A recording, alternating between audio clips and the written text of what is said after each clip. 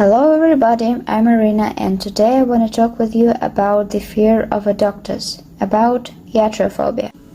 You know that many of us are afraid of doctors. Someone was frightened by them in childhood and someone simply cannot be in a medical setting. But few people know that even the smallest fear can cause serious consequences.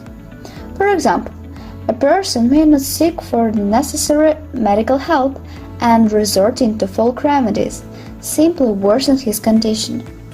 If the doctors were still called by a person can simply refuse hospitalization or treatment.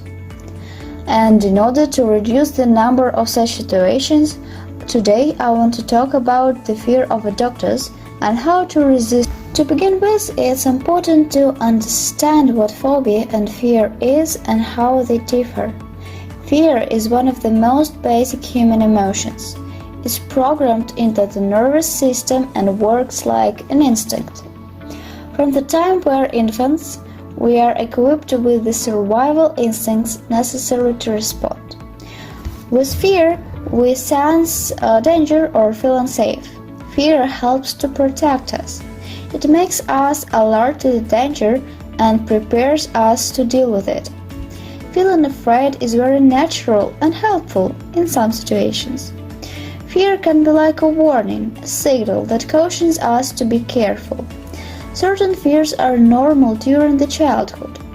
That's because fear can be a natural reaction to feeling unsure, and much of what children experience is new and unfamiliar for them. Young kids often have fear of the dark, being alone, strangers, and monsters or other scary imaginary creatures. As they grow and learn, with the support of the adults, most kids are able to slowly conquer this fear. Yatrophobia, it's a type of anxiety disorder. It's an extreme form of fear or anxiety triggered by a particular situation or object. Phobias are more pronounced than fears. They develop when a person has an exaggerated or unrealistic sense of danger about a situation or object. If a phobia becomes very severe, a person may organize their day-to-day life around avoiding the things that cause them anxiety. Also, there are quite a lot of funny phobias. For instance, a phobia of butterflies or just lettuce. But they all cause people quite a lot of troubles. A phobia can develop during childhood, adolescence, or early adulthood. They can be linked to a frightening event or stressful situation. However, it's not always clear why some phobias occur. Simple phobias can be linked to an early negative childhood experience. For example, if you are trapped in a confined space when you're young, you may develop a fear of enclosed spaces when you are older. It's also thought that phobias can sometimes be learned from an early age. For example, if someone in your family has a fear of spiders, arachnophobia, you may also develop the same fear yourself. When you know what fear and phobia are, let's dive into the description of yatrophobia, fear of doctors. Everyone is a little or even very worried waiting for a doctor's appointment, a medical procedure, or even a surgical operation. This is quite natural fear explained by concern for your health, waiting for the announcement of the diagnosis, duration, and discomfort during manipulation. This condition is normal and doesn't cause concern as long as person controls himself and able to suppress fright, realizing that the planned and ongoing activities are done only for the sake of his health and well-being. Yatrophobia forces people not to visit doctors at all. The patient believes that he's doing everything all right and explains his behavior by improving his condition, lowering temperature or easing pain. In fact, it's not like that.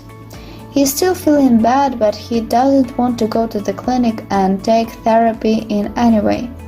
Such a person tolerates everything, although the symptoms directly indicate the presence of sometimes quite serious somatic illness, or resorts to folk methods, which also doesn't bode well if the illness is serious. An interesting fact: until quite recently it was believed that such a pathology is associated with the fear of white coats. They say that this particular memory was fixed in the child and associated with something bad. But after the change of colors and styles of medical clothing, nothing has changed. The number of people who are afraid of polyclinics and those who work in them hasn't decreased, unfortunately. Most often the fear of doctors arises in childhood, because the hospital is a new place for a child. He is frightened by the unfamiliar special environment of the polyclinics, unpleasant odors of medicines and disinfection, strangers touching him, and what can we say about blood donation, vaccinations, and visits to the dentist? It's just a horror for the baby. And these are the persuasions of adults. Don't be afraid, it won't hurt at all. Although in fact it's very unpleasant. All this plays a big role in the development of the phobia.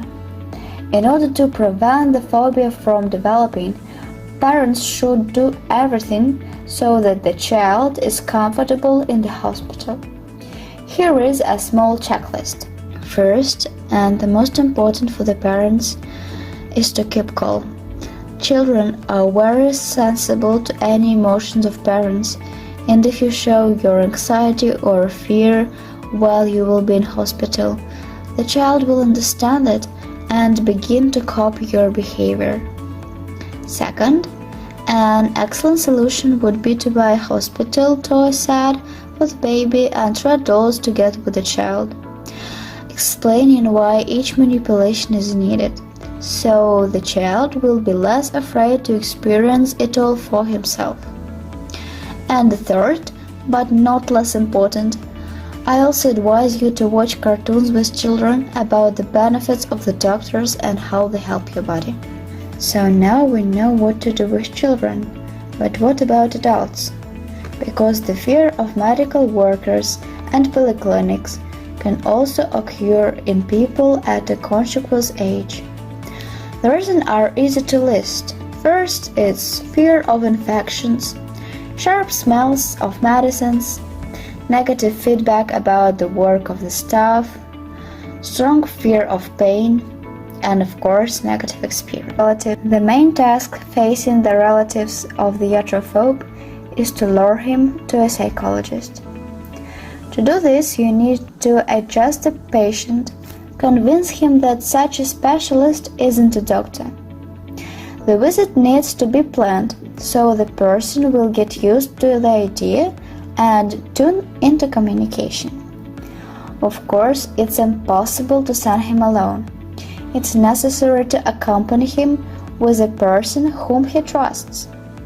If the pathology has taken a serious form and proceeds heavily with the somatic manifestations, then it's better to invite a psychologist to the house.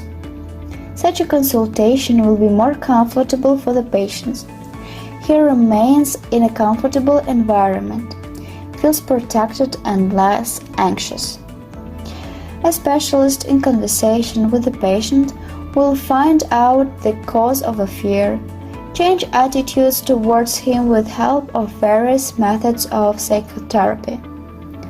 The treatment of yatrophobia isn't easy and lengthy process, but it usually ends with complete elimination of the pathology that interfered with normal.